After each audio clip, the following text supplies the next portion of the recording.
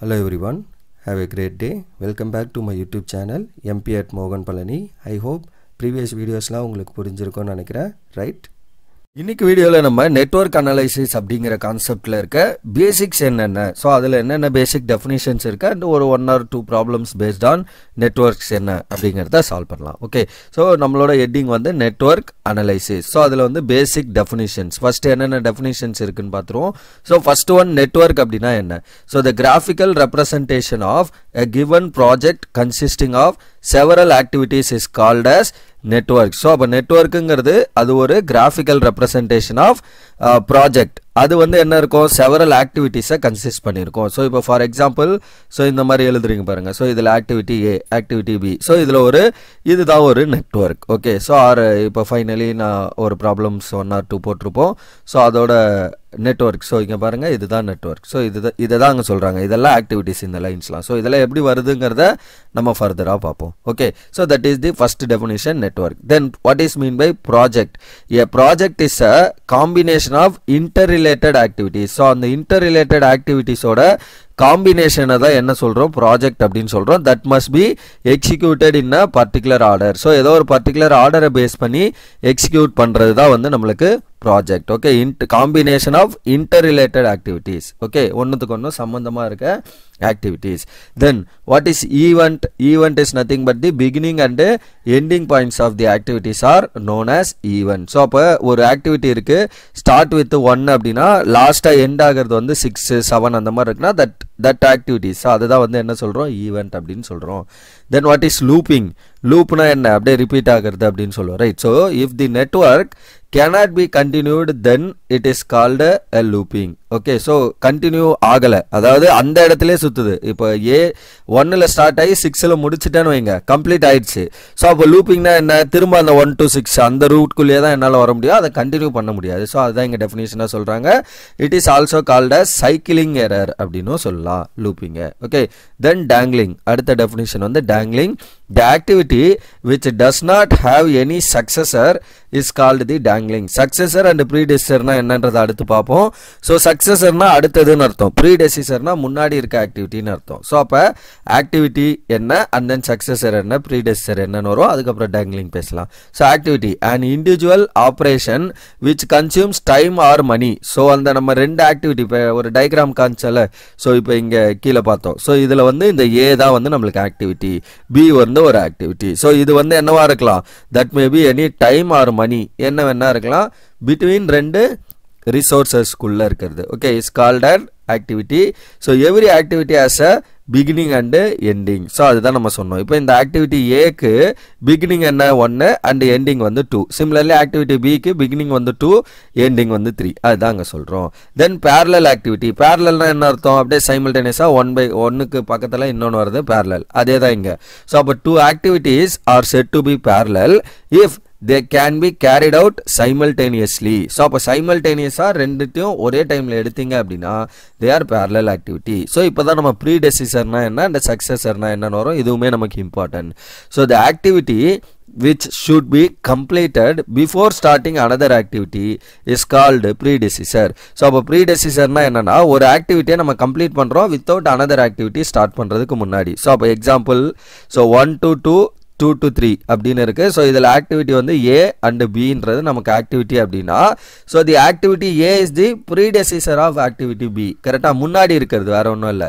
So A is the predecessor of the activity B. So the activity A is the predecessor of, predecessor na முன்னாடி. இப்போ அடுத்து சக்சஸர்னா என்ன, பின்னாடி. அப்போ B is the successor of A. அதுதான் அடுத்த definition. அப்போ what is successor?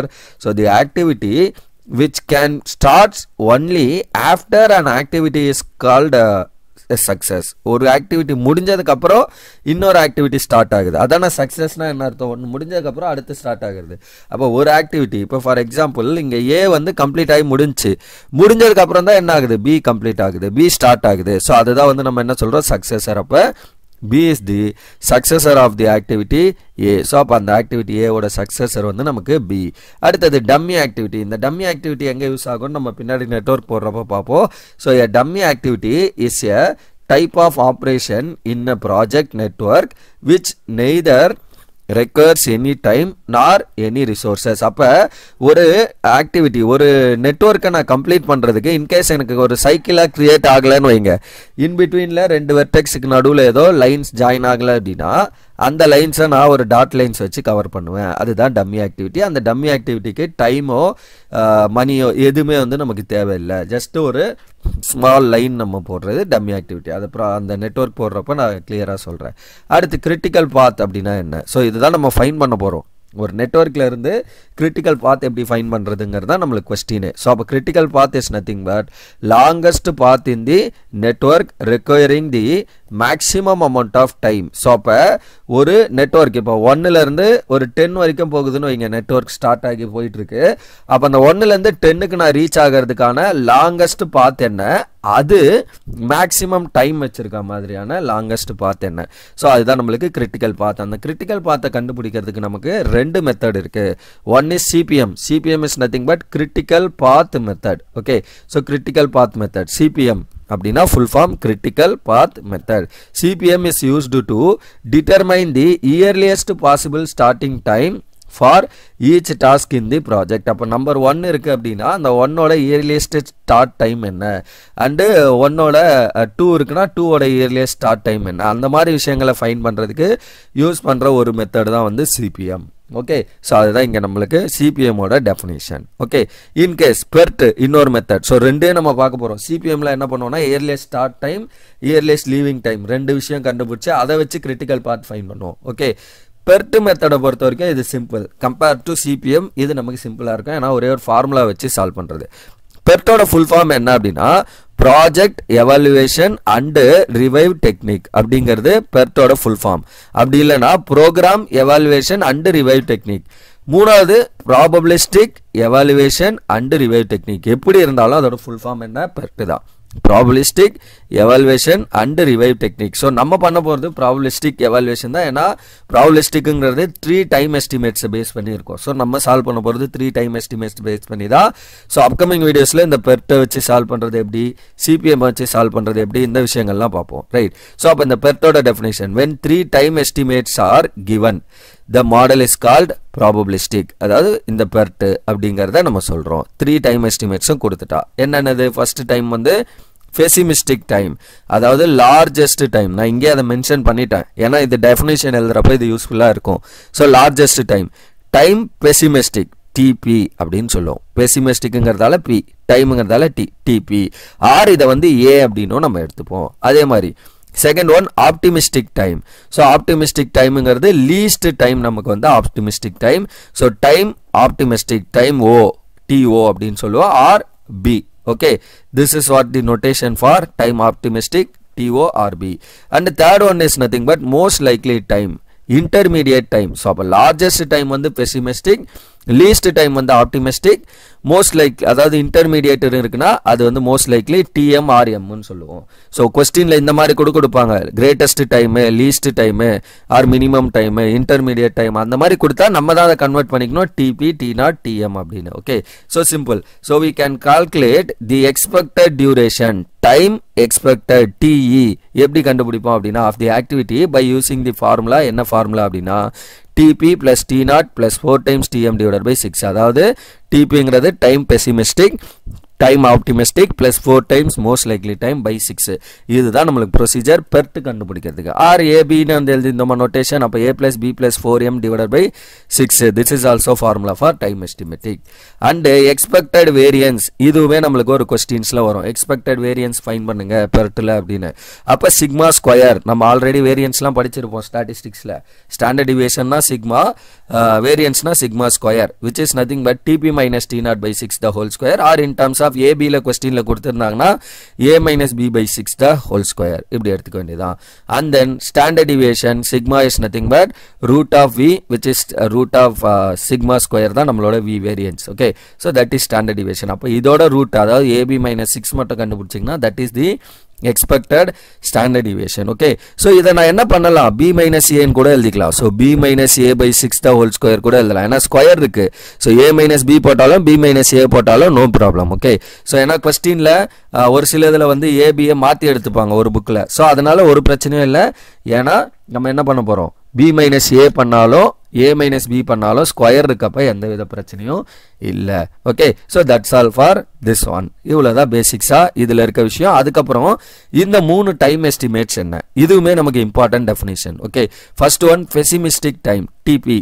ஸோ நம்ம ஆல்ரெடி பேசின மாதிரி இட் இஸ் தி என்னது longest time, the longest amount of time it could take to complete the task. ஒரு டாஸ்க்கை கம்ப்ளீட் பண்ணுறதுக்கு எடுத்துக்கிற லாங்கஸ்ட் டைம் தான் வந்து நமக்கு என்ன பெசிமிஸ்டிக் time. It is the worst case scenario. So worst case scenario வந்து எதுக்கு பெசிமிஸ்டிக் டைம். இந்த 2 பாயிண்ட் எழுதுனா போதும் in case if it is a 2 mark. then optimistic time. So இங்கே வந்து TO or B அப்படிங்கிறது ஆப்டிமிஸ்டிக் டைமோட நோட்டேஷன். The shortest amount of time it could take to complete a task. So அப்போ ஷார்ட்டஸ்ட் டியூரேஷன் ஆஃப் டைம் வந்து optimistic. It is also the best case scenario. So இது optimistic வந்து நமக்கு பெஸ்ட் கேஸ் சினாரியோ. ஏன்னா இது வந்து என்ன பண்ணிக்குது, ஷார்ட்டஸ்ட் அமௌண்ட் ஆஃப் டைம் எடுக்கிறதுனால இது பெஸ்ட் கேஸு. இது ஒஸ்ட் கேஸ், ஏன்னா லாங்கஸ்ட் டைம் எடுத்துக்குது. ரொம்ப டைம் எடுத்தாலே அது ஒஸ்ட் தானே. ஸோ அதுதான் இங்கே கேஸ். ஸோ அப்போ ரெண்டுமே சேம் டெஃபினேஷன் தான். இந்த ஷார்ட்டஸ்ட்டுக்கு இந்த லாங்கஸ்ட்டுக்கு பதில் இங்கே ஷார்ட்டஸ்ட்டு, அண்ட் இங்கே ஒஸ்ட் கேஸுக்கு பதில் இங்கே பெஸ்ட் கேஸ். அவ்வளோதான். ஸோ அப்போ இந்த மாதிரி படிச்சிட்டிங்கன்னா 2 டெஃபினேஷனையும் அட் டைமில் படித்த மாதிரி ஆயிரும். அதாவது சம்டைம்ஸ் இதை இன்னொரு மாதிரியும் சொல்லலாம். ஒரு சில டைம்ஸ் வந்து திங்ஸ் வந்து நல்லாவே போச்சு அப்படின்னா அது வந்து ஆப்டிமிஸ்டிக் டைம். ஸோ ஒஸ்ட்டாகவே போச்சு எல்லா ஆக்டிவிட்டியும் அப்படின்னா அது பெசிமிஸ்டிக் டைம். சம்டைம்ஸ் நல்லாவும் சம்டைம்ஸ் ஒஸ்ட்டாகவும் போச்சுன்னா அது most likely time. So that is the third definition TM or M. So the most possible amount of time the task will be take.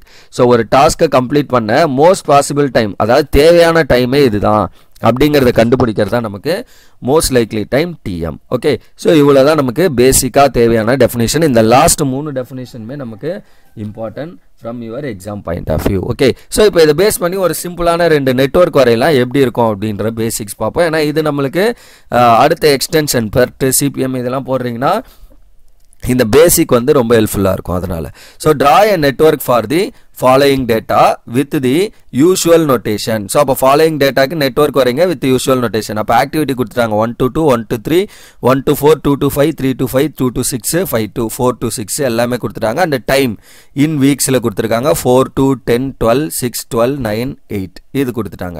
இப்போ நான் என்ன பண்ணணும், ஸோ இந்த லைன்ஸ்லாம் கூட நான் ரிமூவ் பண்ணுறேன். ஸோ ஃபர்ஸ்ட் ப்ராப்ளம்ன்றதுனால கிளியராக நான் எக்ஸ்பிளைன் பண்ணுறேன் எப்படி வரையணும் அப்படின்றது. ஃபஸ்ட்டு 1ல் இருந்து ஆக்டிவிட்டி ஸ்டார்ட் ஆகுது, எங்கே முடியுது 6ல் முடியுது. அப்போ 1 to 6 வந்து எனக்கு கண்டிப்பாக இருக்கணும் என்னோட லைன்ஸில். அடுத்து நான் என்ன பண்ண போகிறேன் இப்போ, ஸோ அடுத்து இன்பிட்வீனில் பாருங்கள் 2, 3, 4, 5, 6 எல்லாமே இருக்குது. இப்போ 1லேருந்து 2க்கு லிங்க் இருக்குது, 1லேருந்து 3, 1லேருந்து 4. அப்போ 2, 3, 4 நான் என்ன பண்ணணும் அப்படின்னா 1லேருந்து டைரெக்டாக எழுதுகிற மாதிரி பண்ணிக்கணும். அண்ட் தென் நெக்ஸ்ட் பாருங்க 2ல இருந்து 5க்கு இருக்கு, 3ல இருந்தும் 5க்கு லிங்க் இருக்கு. ஸோ அப்போ என்ன பண்ணணும், 5 வந்து 2க்கும் 3க்கும் இன் பிட்வீன்ல எழுதணும். அடுத்து ஃபைனலா பாருங்க, ஸோ 2 to 6 இருக்கு, 5 to 6 இருக்கு, 4 to 6 இருக்கு. அப்போ 6 தான் லார்ஜஸ்ட். அது என்ன பண்ணணும், 2ல இருந்தால் வரணும், 5ல இருந்தால் வரணும், 6ல இருந்தால். அப்போ அது 3க்கும் மிடில் எழுதணும். இவ்வளோதான் ஐடியா. இப்போ நெட்வொர்க் வரையும். ஸோ இப்போ 1 to 2 லிங்க் இருந்துச்சு.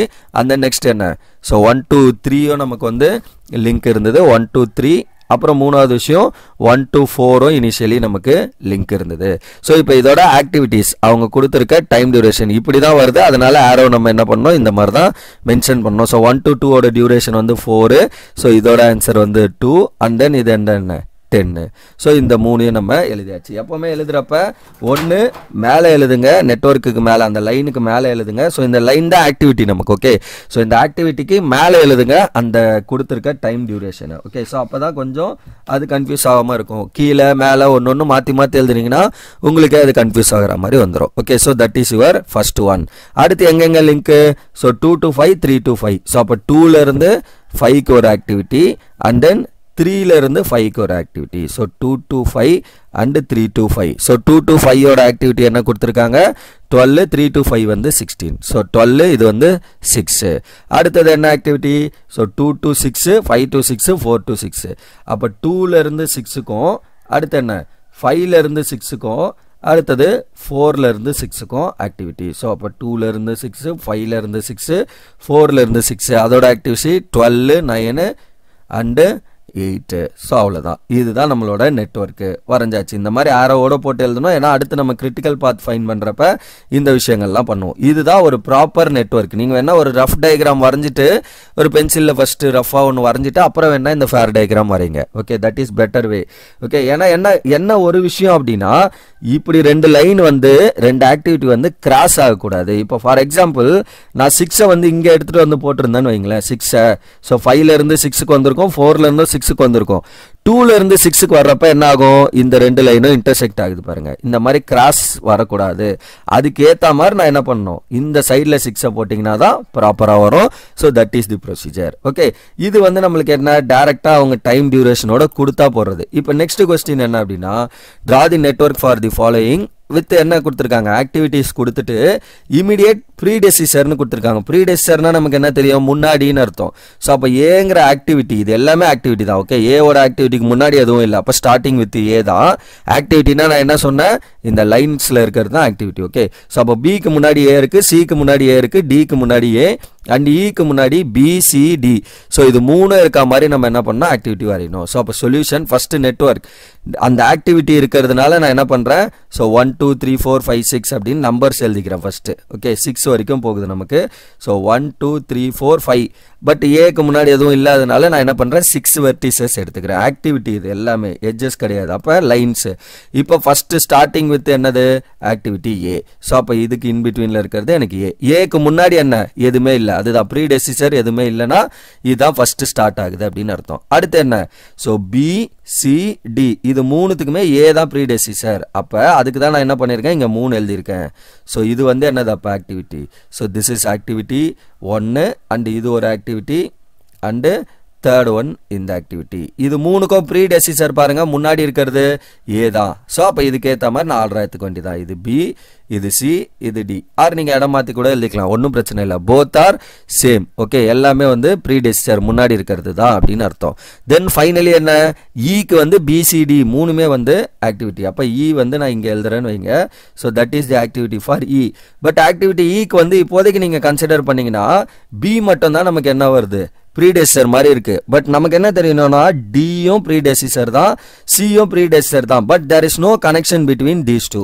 அப்போ இந்த கனெக்ஷனை நம்ம மேட் பண்ணுறதுக்கு தான் என்ன பண்ணணும், டம்மி ஆக்டிவிட்டியை இன்ட்ரோ பண்ணணும். டம்மி ஆக்டிவிட்டியோட டெஃபினேஷன் சொன்னோன்னா இங்கே தான் அது யூஸ் ஆகும்.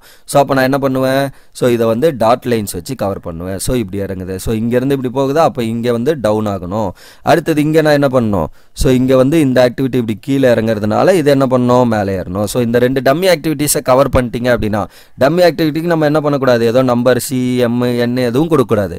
ஜஸ்ட் அந்த 2 வெர்டெக்ஸை கவர் பண்ணுறதுக்கு யூஸ் பண்ணுற ஒரு ஸ்மால் லைன், ஒரு தேவையில்லாத ஒரு லைன். அதனால எந்தவித அஃபெக்டும் ஆகாது உங்களோட நெட்வொர்க். அவ்வளோதான். ஓகே, ஸோ இதுதான் டம்மி ஆக்டிவிட்டி, இதுதான் இந்த நெட்வொர்க். ஓகே, ஸோ இந்த நெட்வொர்க்கோட டயக்ராம் இவ்வளோ தான். ஸோ இதுதான் இந்த நெட்வொர்க். ஓகே, ஸோ இந்த மாதிரி எப்படி கொஸ்டின் கொடுத்தாலும், ஸோ ப்ராப்பராக கொஸ்டின் கொடுத்தாலும் சரி, இல்லை இந்த மாதிரி ப்ரீடெசிசர் சக்சஸர் வச்சு கொடுத்தாலும் சரி, நம்மளுக்கு நெட்வொர்க்கை ட்ரா பண்ண தெரியணும். Right, so that's all for this video. So இதில் நான் ஜஸ்ட் எல்லா பேசிக்ஸும் புரியணுங்கிறதுக்காக எல்லாமே எழுதியிருக்கேன். கொஞ்சம் லென்த்தாக இருக்கும், ஒரு 18 மினிட்ஸ். ஸோ அப்கமிங் வீடியோவில் இதை பேஸ் பண்ணியிருக்க ப்ராப்ளம் நெட்வொர்க் வரைஞ்சி அதிலேருந்து எப்படி நம்ம கிரிட்டிக்கல் பாயிண்ட் ஃபைன் பண்ணுறது from CPM method, PERT method. இனிஷியலாக பெர்ட் மெத்தடில் ஸ்டார்ட் பண்ணலாம், அப்புறம் சிபிஎம்முக்கு போகலாம், critical path method. Okay, so that's all for this video. Remaining things will see in the next video.